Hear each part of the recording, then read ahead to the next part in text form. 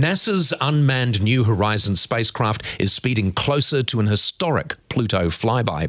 It's travelled 3 billion miles and taken almost 10 years to get to this point. It's expected to sweep past the previously unexplored dwarf planet early tomorrow morning. Space commentator Matthew Pavletich joins me now to tell us what we can expect and why this even matters. Matthew, good morning. Good morning, Paul. The wonderful thing about this is it's just us asking questions. Even if the answers don't matter, they're really interesting, aren't they? This is near the end of the first golden age of space exploration. Some people are saying you can bookend the first age of space exploration with this mission. It's been underway for 9.5 years. It travelled, in fact, far more than 3 billion miles, because you don't travel in straight lines in space, you travel in big curves. So it's been an epic odyssey. Some of the scientists and engineers on this project have been working on it for 12 years on the various concepts. So it's going to be the culmination of their careers in many ways. And the data is going to come down over several months, because the speed is slower than a dial-up modem sending it back from 5 billion kilometres of space. It's just extraordinary. Now, it will be closer than it has ever been and will ever get again tomorrow, but that is almost immaterial because it takes quite a long time for the information to come. So we wanted to talk to you as soon as possible about this. And with the passing of every few hours, we are getting more and better images all the time, aren't we? Yeah, the resolution is doubling practically every 3 to 4 hours, and it's quite extraordinary. When it flies by at about 11:49 p.m. tonight, our time, as the closest approach, it'll be able to resolve objects as small as 100 metres across on the surface of Pluto. Pluto is 2,370 kilometres in diameter now. They've pretty much nailed down its diameter finally.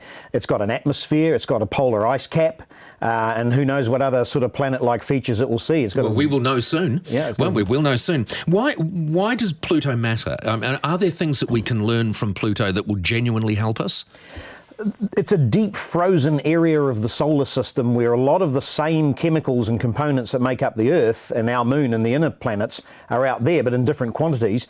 It's frozen almost exactly the way it was created so many billions of years ago. And this probe is funded more or less from the loose change down the back of Congress's budget. Yeah. It's a price of a couple of Harry Potter movies. We get to explore a new world, albeit briefly.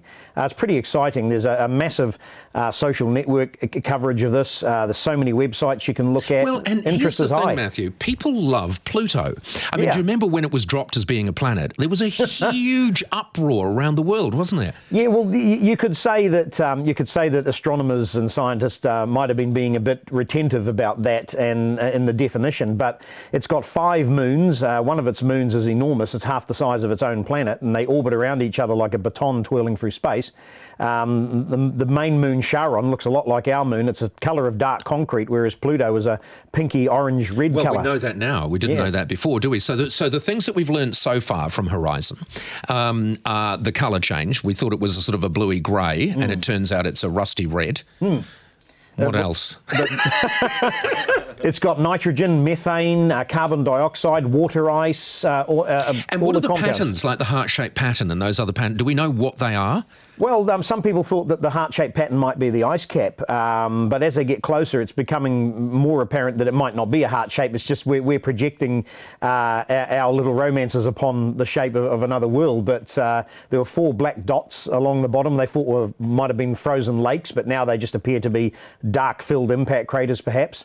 And you look at the pictures that you've got on the screen, you can kind of see 4 dark spots along the bottom, and all of the bodies of the solar system, every one of them are cratered and have had the absolute hell beaten out of them. Even the Earth has lots of craters, but weather have worn them away, most of them anyway. You mentioned at the beginning that this is the end of an era, because NASA had a checklist of planets that they wanted to look at, and this was the last one on the checklist. That's right, but now they find that there are Pluto-sized objects in the billions of kilometres of emptiness beyond, and New Horizons is going to visit at least one of them. I was going to ask you that. So what happens now? At what point do we lose control of New Horizons? Well, theoretically, they could be in communications with it for another 20 years. The Voyager probes were launched at the end of the 1970s, and they are like 5 times further away than New Horizons, and they're still communicating with at least one of them. Albeit very gently, and it's nuclear powered. It's got a plutonium battery called an RTG, and that's going to last for up to 30 years, although its power does slowly degrade and drop away. At the moment it's generating 200 watts of electricity, so it has to do all of its wonderful work on 200 watts of electricity. See, this is why we're running the planet at the moment, because we can do things like this, and we can marvel at things like this. Okay, favourite Pluto fact, go. My favourite Pluto fact? Well, the fact that it has a moon half the size of itself, and that the gravitational attraction between Pluto and its moon Charon shows that there's atmospheric gases are exchanging. In other words, Charon is hoovering up a little bit of Pluto's atmosphere. Pluto's orbit is highly eccentric. It goes a little bit closer to the sun. So it's all over the place like a mad woman.